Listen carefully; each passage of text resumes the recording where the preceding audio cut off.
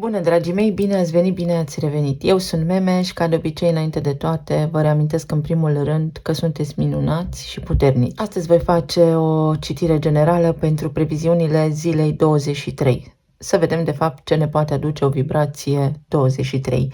Luați de aici doar lucrurile cu care rezonați. Ce nu, lăsați deoparte.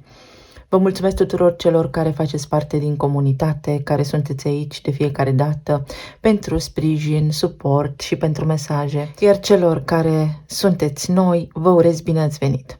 Dacă considerați că rezonați cu mesajele și cu modul meu de lucru, vă invit să vă abonați și să apreciați acest clip, pentru că asta mă ajută pe mine aici pe canal să susțin activitatea. Să vedem despre ce este vorba pe o zi de vibrație 23. Avem în tarot judecata și împărăteasa. Judecata ne vorbește despre împăcare, despre a vedea o perspectivă mai amplă, despre a nu fi orgolioși, despre a nu mai arunca vina unul asupra celuilalt și despre o posibilitate de a media un conflict. Împărăteasa este Venus, zeița frumuseții, cea care ne vorbește despre abundență, stare de bine, iubire și stimă de sine. În această perioadă, pentru că este doar un startup, o deschidere de ciclu, această energie ne poate aduce materializarea lucrurilor pe care le căutăm. Numărul 5 este exploratorul, cel care caută, care este într-o permanență căutare. Explorăm și vom vedea și cum se leagă cu tranzitele astrologice. Avem parte astăzi de conjuncția dintre Venus și Jupiter. Ea se întâmplă de ceva vreme, noi tot resimțim așa energia cum se mișcă pe cer, pentru că o conjuncție, da, se perfectează la grad, ca pe această zi 23, însă noi resimțim și simțim energia cum se tot cumulează, cu mult înainte, dar și ulterior, după ce ea are loc. Venus și Jupiter, într-un cuvânt, vorbesc despre idealism, despre a ne întâlni în locul cel mai înalt, despre puritate. Venus este guvernatoarea banilor și a iubirii în planul fizic, iar Jupiter vorbește despre înțelepciune, despre spațiu, despre cosmos, despre a ne extinde. Venus se uită către lumesc, în timp ce Jupiter se uită către înalt, către spiritual.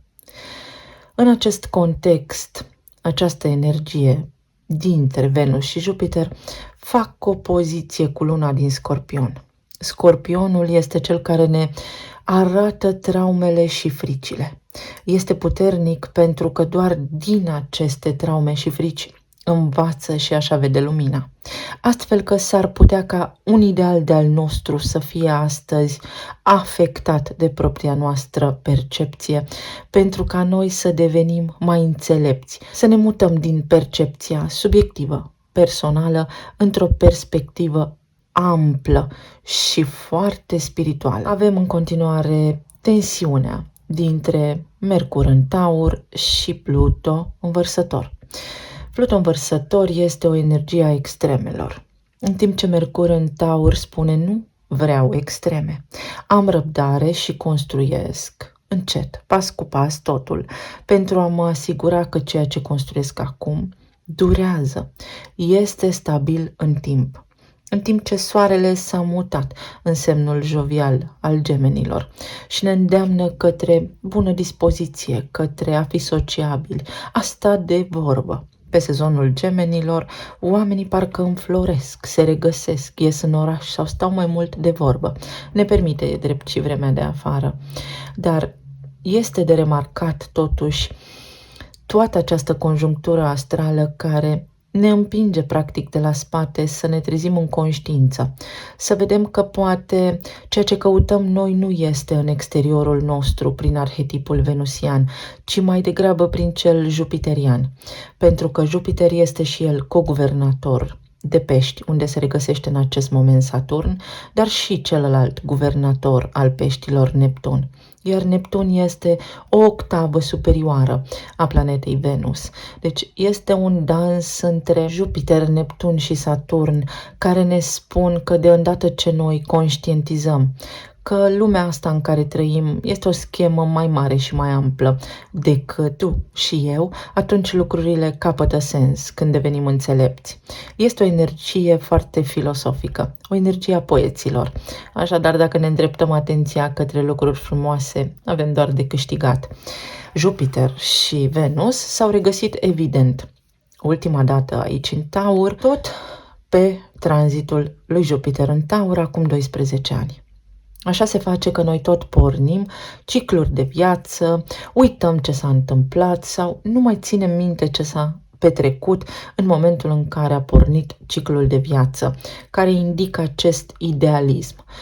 Anul 2012 este unul foarte important la nivel de umanitate, pentru că atunci a început și Jupiter, tranzitul prin semnul Gemenilor.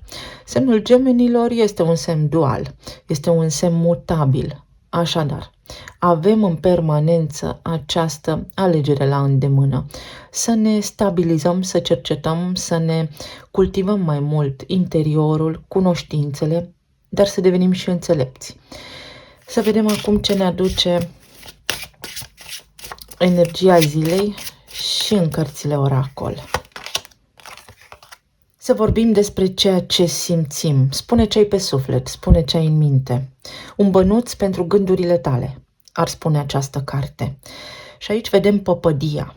Păpădia, pe lângă faptul că este un remediu naturist foarte bun pentru sănătate, vorbește și despre a ne pune o dorință.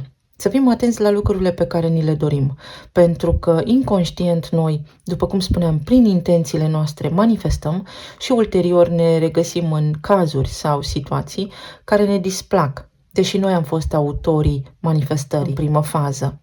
Să spunem ce avem pe suflet. Poate fi această energie a comunicării care ne pune față în față cu potențialul de manifestare la care ne gândim. O discuție, un parteneriat, poate fi vorba despre o sumă de bani, despre un serviciu, un job, o ofertă, cel puțin, sau o discuție despre cum aș putea să-mi găsesc un serviciu mai bun. Poate fi vorba și despre schimbarea setului de valori, despre elevare în aceste zile, gânduri pentru niște cursuri, pentru o specializare.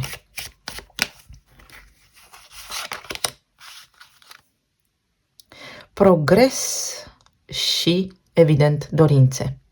Avem aici soarele, care este un simbol al manifestării. Avem aici elemente de aer și șoimul, care ne vorbește despre perspectivă, nu doar despre percepție. Progres către dorințele noastre, progres către manifestare, dar pentru a putea rezolva ceea ce ne apasă, pentru a putea manifesta, vedeți, acest personaj se uită în jos, precum Scorpionul, acea lună din Scorpion care poate nu iartă, care poate rămâne captivă în traumă, fără să se elibereze prea ușor de durere sau de experiențele trăite până acum. Pentru a putea vedea soarele, trebuie să ridicăm capul, dar soarele îl vedem abia după ce noi trecem prin toate lucrurile la care ne gândim. Atunci când noi dorim, ridicăm capul. Ceva de genul acesta este ziua. Putem manifesta, suntem aproape de niște lucruri pe care le dorim, dar trebuie să renunțăm la ceva, la o mică răzbunare, la gândul că cineva ne-a greșit și să ne elevăm conștiința. Pentru că putem obține. Dar atunci când noi ne ridicăm vibrația, când ne aliniem la ceva mai mult, la ceva mai înalt. Poate fi o dorință care se îndeplinește pentru unii dintre voi. Și semne fixe, respectiv Taur, Leu, Scorpion și Vărsător. Desigur că în afară de Leu avem tranzite prin toate celelalte semne. Taurul ne vorbește despre stabilitate, Leul despre bucuria vieții, iubire și romanță, Scorpionul despre frici, subiecte tabu și misteri, iar Vărsătorul despre detașare și despre această energie a extremelor pe care o activează în acest moment Pluton, care se regăsește în retrogradare, unde mai punem și faptul că în luna iunie și începe retrogradarea și Saturn. Avem foarte multe lucruri de făcut în acest an și să știți că este unul important. Nu știu dacă vă amintiți foarte mulți dintre voi cum a fost 2012, ar fi interesant dacă ați putea să vă întoarceți acolo cu gândurile, pentru că atunci s-a tot vorbit despre ceva foarte important și nu voi dezbate neapărat în acest clip acest subiect, pentru că cu cât spun mai mult, cu atât mă caută algoritmul ăsta mai tare. În zona relațiilor avem magicianul, dar ne putem uita la maiași și asul de monede. În zona planului material avem nebunul și 10 de spade, iar în zona planului emoțional 4 de bâte și 7 de spade. Dacă sunteți singuri, aveți o șansă reală să cunoașteți pe cineva și să stați față în față. Voi v-ați dorit și dorința voastră este aproape de a se concretiza. V-ați dorit și v-ați dorit cu foarte multă forță, ați pus foarte multă energie acolo. Atenție la un singur lucru, la vibrația voastră din acest moment prezent. Pentru că aici, în planul emoțional, 7 de spade ne vorbește despre autosabotaj. Ce ne facem noi cu mâna noastră? Ce înseamnă asta? Înseamnă faptul că noi ne dorim o relație, dar dacă nu ne-am vindecat de cea anterioară sau de fricile noastre cele mai mari, noi manifestăm o relație, durează fericirea și armonia puțin și apoi vom spune că minunea a ținut doar 3 zile. Ne trezim că se manifestă tot ceea ce avem noi în interiorul nostru. Spor mult aveți, șanse de materializare aveți. Fiți doar și conștienți de ceea ce simțiți în acest moment prezent și de care vă sunt fricile cele mai profunde pentru a le integra. Nu le putem uita, le putem vindeca, dar prin integrare, prin a fi foarte conștienți de comportamentul nostru. Pentru cei care sunteți în relații deja formate, aici este vorba despre o reușită pe care o aveți fie voi, fie partenerul vostru, fie voi doi ca un întreg. Poate fi vorba despre achiziția unei case, poate fi vorba despre o excursie, poate fi vorba despre o avansare, vreți să avansați, să faceți ceva. Poate fi vorba despre faimă și prestigiu, orice ar însemna acest lucru pentru voi. Poate fi vorba despre niște bani, despre o promovare la locul de muncă. Este o energie foarte bună sau poate fi vorba despre o discuție foarte serioasă pe care o așteptați de ceva timp. Pentru cei care sunteți în perioada de separare, aici cineva încă rezistă, însă această structură rigidă se va schimba de îndată ce toate planetele se mută aproape în semnul Gemenilor. Însă atenție că intră Marte în Taur și din nou ne vom lupta cu această energie fixă și Marte desigur că îl întâlnește pe Uranus. Deci atenție la lucrurile pe care vi le doriți. Dacă vă doriți o împăcare, aceasta poate fi realizabilă. Din nou, atenție la zona aceasta emoțională, pentru că este ca un premiu, este ca o reușită personală, dar este o reușită subiectivă, nu este o reușită ca parte din întregul pe care noi îl experimentăm acum la nivel de umanitate. Poate fi ceva ce sărbătoriți în primă fază și apoi poate interveni acest 7 de spade și voi să spuneți, mai bine stăteam liniștit sau liniștită în banca mea. Pentru alții dintre voi poate fi aflarea adevărului. Ce v-ați dorit voi foarte mult, chiar dacă poate unii dintre voi știți că nu mai sunt șanse de împăcare, cumva este îndepărtarea acelei greutăți de pe suflet. Veți respira ușurați, mulțumiți de ceva anume.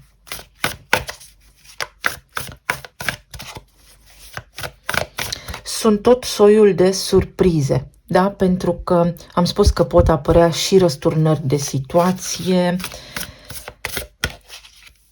Se mută în curând luna în Săgetător și lucrurile iau cumva amploare, se aprind scânteile, deci este un cadru foarte propice ca lucrurile acestea să devină și concrete în realitatea voastră.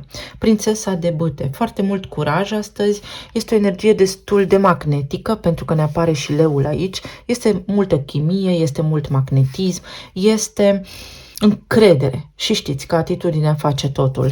Pajul de bâte poate veni pentru unii dintre voi cu descoperirea unei sarcini, pentru alții dintre voi poate veni cu o ofertă concretă, cu o invitație în oraș, iar pentru cei care sunteți în relații deja formate, poate fi vorba fie despre copii, fie despre o nouă idee, poate fi ea și de relocare, pentru că Jupiter ne vorbește despre planul internațional, despre a ne extinde dincolo de graniță. Este o reușită, este un început, cât de mic, dar este. Regele de cupe. Pentru cei care sunteți singuri, Poate apărea cineva așa foarte jovial, chiar dacă este o persoană matură. În aparență va părea destul de copilăroasă.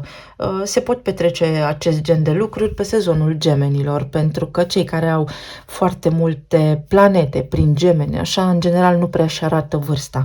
Puteți cunoaște pe cineva sau poate fi o persoană care apare în viața voastră, dar complet neașteptat, într-o formă la care nu vă gândeați voi nici de departe.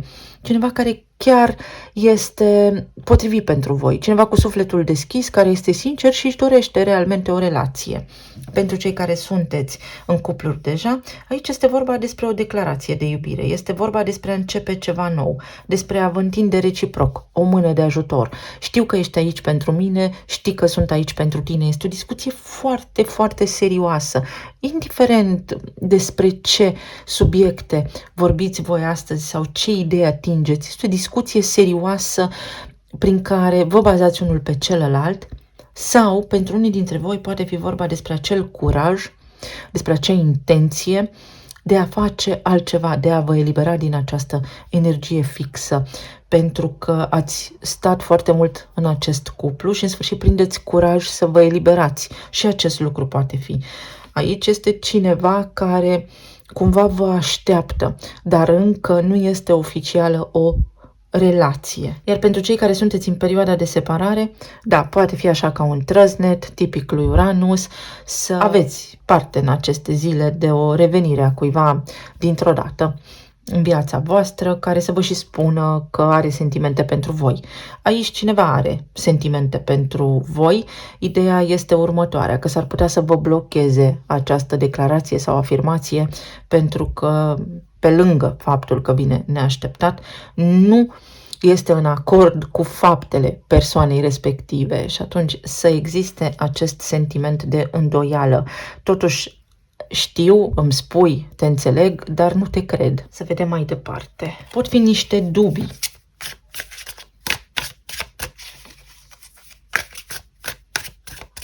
Pe care să le aveți în aceste zile, dar care se clarifică repede. Avem speranța, hai să-i spunem încrederea, pentru că avem și floarea soarelui aici, care este un simbol pentru soare și avem aici leul, pe care îl și guvernează.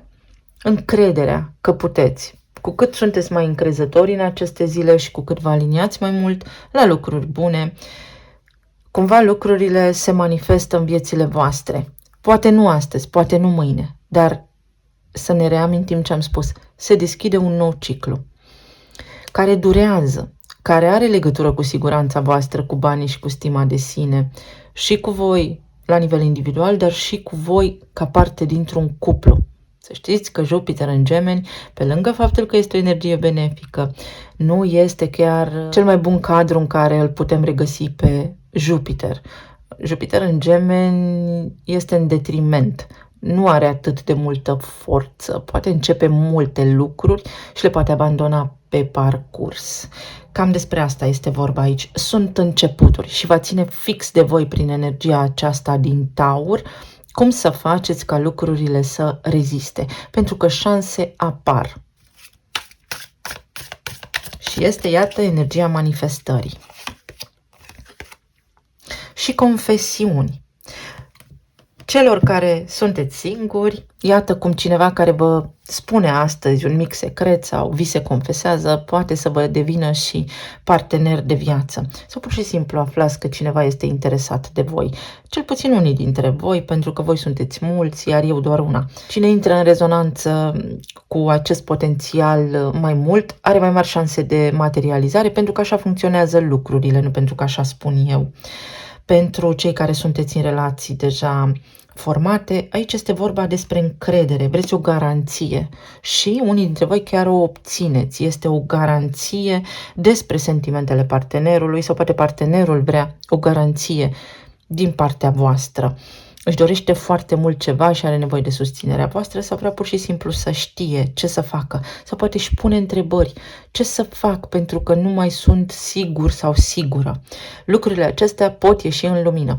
Cu judecata și cu împărăteasa acolo ajungem să ne înțelegem până la urmă și să nu ne certăm.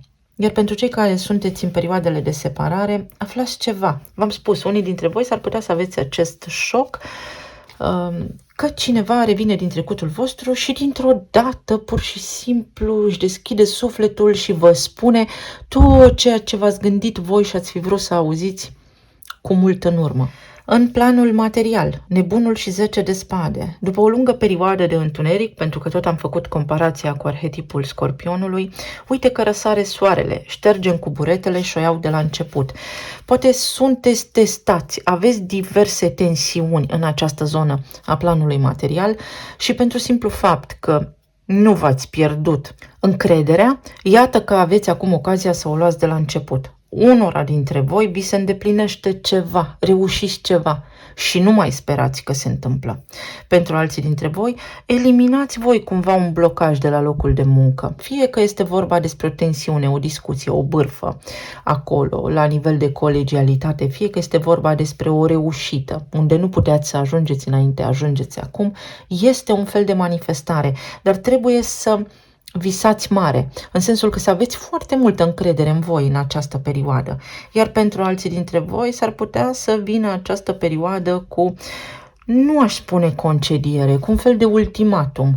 Să nu vă necăjiți, pentru că o puteți lua de la început și este o rescriere. Va fi ceva mult mai bun și mai de durată, mai avantajos. Asta în cazul în care traversați așa ceva.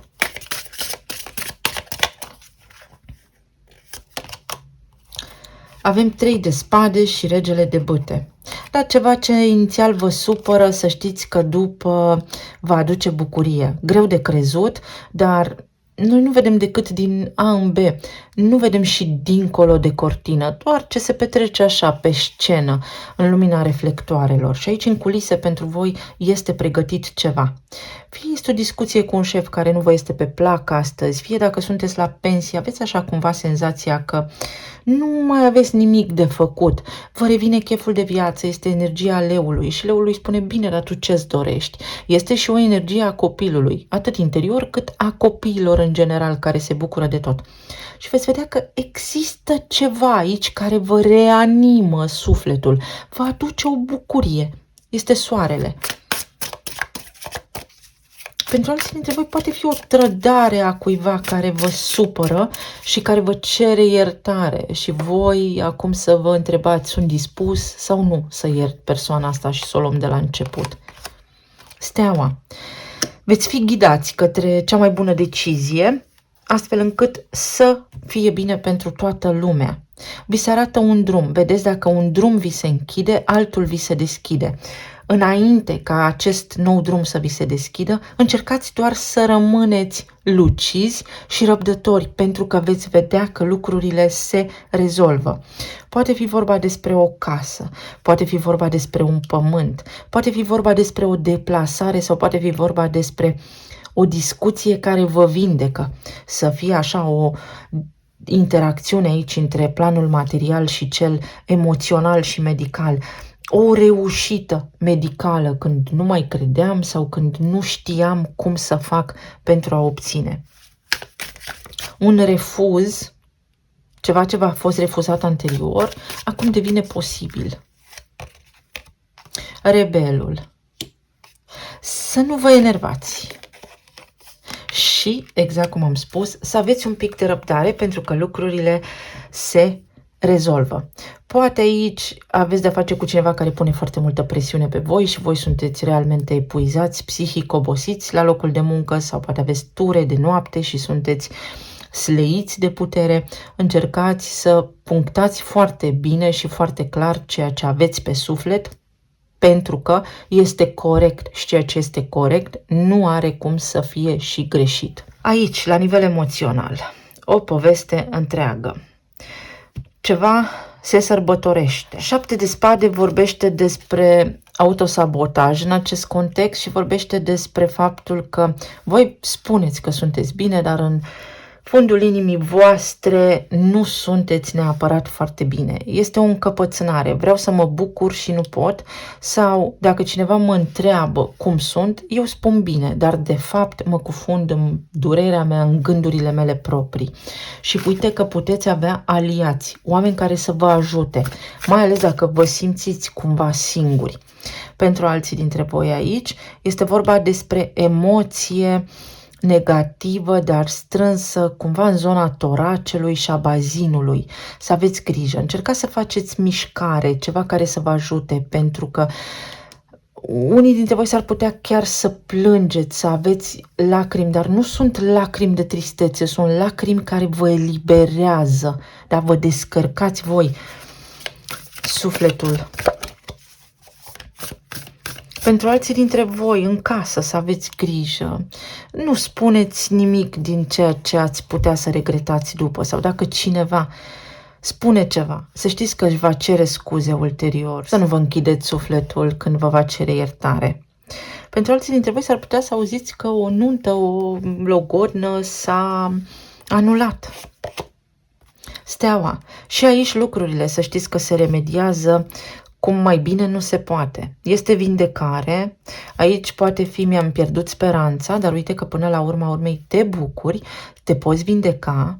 Pentru alții dintre voi, dacă auziți de un caz nefericit, că s-a anulat o căsătorie, este înspre bine. Sau poate voi anulați un angajament sau se întâmplă ceva, cineva își retrage o promisiune sau nu se ține de ea, este înspre binele vostru. Este vărsătorul și Pluton vărsător, da, care ne spune că poate fluctua ceva, dar asta te poate face și pe tine să te gândești mai rațional și mai profund la faptul că s-ar putea să fi fost o așteptare de a ta sau să fi înțeles tu ceva anume. 4 de cupe. Apatie, să nu vă retrageți, este, vedeți, o energie a extremelor. Sărbătoresc, nu mai sărbătoresc. Ba sărbătoresc, pentru că Venus face lumină. Venus aici în Taur, în conjuncție cu Jupiter. Este cumva o așteptare care s-ar putea să nu fie neapărat împlinită și cu toate astea este de fapt ceea ce trebuie să se întâmple, pentru că aici cineva ia ceva personal. Deci este o energie care spune nu lua lucrurile personal, pentru că nu este despre tine. Vei vedea că lucrurile nu stau atât de complicat sau de rău pe cât crezi tu. Relaxează-te puțin, energia este fixă, relaxează-te puțin. Fă loc, fă spațiu, Jupiter, energiei și planetei Venus să se manifeste. Poate fi vorba despre o naștere, poate fi vorba despre ceva ce nu începe, despre un drum în străinătate care se anulează, despre ceva anume, dar Venus vine și totuși oferă o garanție de reușită. Dacă nu obțineți ceva, veți obține altceva. Barză. Se schimbă locul, se schimbă norocul. Iată, numărul 17 al stelei. Este o perioadă de tranziție și de schimbare, de reînnoire. De reînnoire. Chiar dacă cineva, nu știu, v-a trădat așteptarea, mai dați o șansă, și acest mesaj este dedicat pentru unii dintre voi, sau mai încercați o dată voi acolo unde vi s-a închis ușa, pentru că totuși mai există această șansă încă pentru voi. Iar pentru alții dintre voi este momentul să vă detașați de o situație veche, de un program vechi, de un loc de muncă unde a devenit totul o povară. De ce? Pentru că vă schimbați locul și vă schimbați norocul. Jupiter și Venus înseamnă noroc. Și aici avem șarpele. Cineva gelos, o decepție, o așteptare sau cineva care m-a trădat, care mi-a promis ceva și nu s-a ținut de cuvânt. Sau poate fi vorba despre o seducție, despre cineva care v-a greșit în relație, însă 7 este numărul mistic. Este capacitatea de a înțelege dincolo de acțiuni că lucrurile au un sens. Aici mai este vorba și despre fertilitate, ceva crește. Mai poate fi vorba despre o recoltă, despre ceva ce nu vă iese, nu vă temeți, pentru că până la urmă ceva obțineți, ceva crește. Pe lângă faptul că acest șarpe este simbolul cunoașterii, magicianul și al scorpionului. Și vedeți, aici avem șarpele și aici avem șoimul. magia din voi, veți canaliza, veți extrage dintr-o situație neplăcută forța să continuați și va fi absolut fabulos. Nu vă necăjiți acum, pentru că veți vedea că apare lumina, răsare soarele. Noaptea durează puțin. O comunicare, o discuție, niște suspiciuni nefondate, o persoană geloasă pe voi, pe care o îndepărtați cu ușurință din viața voastră. Poate unii dintre voi doriți o sarcină, un copil. Există șanse de reușită aici. Poate unii dintre voi, uite, Mercur în Taur acum, vreți să faceți niște lucruri, nu le grăbiți. Dacă nu vă ies din prima, mai încercați, mai insistați, mai executați odată pașii, pentru că se întâmplă dacă vă aliniați voi cu lucrurile pe care vi le doriți ca și când deja le aveți. Talismanele.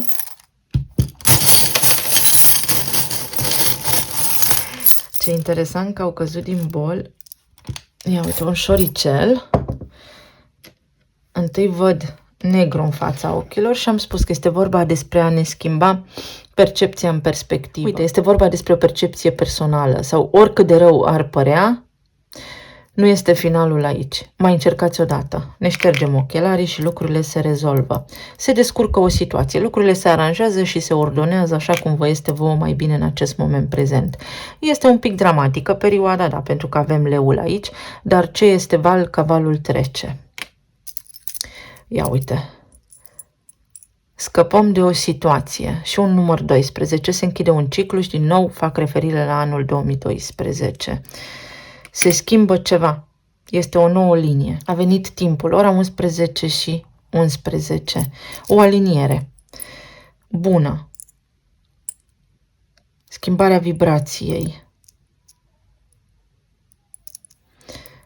Cu cât sunteți mai puternici, cu atât mai bine. Alegeți puterea. Ce înseamnă puterea? Să vă ridicați deasupra instinctului primar, deasupra condiției umane, deasupra bestiei. Să fiți frumoși și veți putea să faceți aceste lucruri dacă apar ca potențial aici, începând cu această dată 23. O manifestare. Diavolul. Dar este un program vechi. Luna, noaptea. Și faetonul. Încercați să nu mai repetați ceva ce ați tot făcut sau pe aceeași cale să căutați o altă soluție, pentru că nu merge așa. Trebuie să schimbăm și calea ca să schimbăm soluția sau ca să obținem ceea ce vrem. Se dezgheață o situație sau poate aveți legătură cu cineva din semnul Capricornului sau poate fi vorba despre faptul că a fost sus, jos și a venit momentul să luați o hotărâre. Să vă echilibrați puțin. Nebun după tine. Cineva vine aici cu fanfara după sine și vă face o declarație. Ori voi vă faceți că nu auziți persoana asta, ori s-ar putea să vă stârnească puțin furia, în sensul că unde ai fost până acum sau de ce tocmai acum. Uite, vedem steaua din nou. Există două posibilități, o a treia stea, 3 posibilități. Vi se arată drumul și nu întotdeauna primim lucrurile exact cum ni le dorim, ci le primim exact așa cum ne sunt nouă potrivite acum. Mie, dacă îmi dă cineva un Ferrari și eu abia am învățat să conduc, eu îmi doresc mașina, dar nu sunt și conștient de cât de puternică este, ceva de genul acesta. O audiență, o convorbire, o conexiune, o comunicare, o discuție, o întrevedere, unde veți avea un cuvânt de spus, o șansă să fiți auziți, un examen pe care îl puteți lua voi sau cineva cunoscut vouă, o surpriză, o șansă extraordinar de mare și de nebănuită, să vă folosiți intuiția. Și dacă aveți un examen, folosiți-vă intuiția. Veți ști ce aveți de făcut. Și aici avem inițialele L și N. Aveți nevoie de apă sau să vă conectați la suflet. Este energie de apă aici foarte multă. Deci pe energie de apă să mergeți, pe Scorpion. Vedeți, este foarte multă apă. Să vă folosiți intuiția. Cineva vă urmărește, dar în sensul bun. Ceea ce vă doriți voi este aproape de voi. Doar că trebuie să vă întâlniți cu dorința voastră. Poate fi ceva legat de Olanda. sau de țările nordice sau de culoarea roșu pentru unii dintre voi. Pentru alții dintre voi, atenție dacă sunteți răgușiți sau dacă simțiți că nu puteți vorbi, atenție la tiroidă. Sunt toate pe emoțional, sunt blocaje care au legătură cu emoționalul. 4 de cupe este tot o carte a Scorpionului și are legătură cu organele reproducătoare, cu ceva ce trebuie eliminat și colonul este tot al Scorpionului. Să scăpați de ceva, încercați să vă eliberați voi. Luna nouă, luna plină. Avem lună plină în Săgetător, ceva ce ia amploare și guvernatorul acestei luni pline este Jupiter. Și Jupiter ne ajută, este un alt program, un program la care putem reveni sau un program pe care îl putem începe acum. Și când spun program mă refer la un nou stil, o nouă viață, un nou cartier, o nouă direcție, o nouă abordare, un nou set de valori. Dar aici este o lună nouă și vom avea lună nouă în Gemeni. Luna nouă din Gemeni, cu energia din Gemeni când se vor regăsi atunci, evident că îl va întâlni cumva și pe Jupiter și înseamnă să începi să faci ceva, să începi să discuți, să începi să vorbești, să începi să ieși în oraș, să te înscrii la un studiu. Vei vedea că vei ști mai multe. Într-un an de acum încolo vei fi cumva o altă versiune de a ta. Vei avea mai multe cunoștințe. Poate fi vorba despre faptul că poți cunoaște pe cineva la luna nouă sau că obții o soluție la luna nouă din luna iunie. Eu vă mulțumesc tuturor, vă doresc să aveți o zi minunată, plină de realizări, să fiți în primul rând sănătoși, iubiți și să fiți bine. Să ne reauzim cu bine și data viitoare. Pa, pa!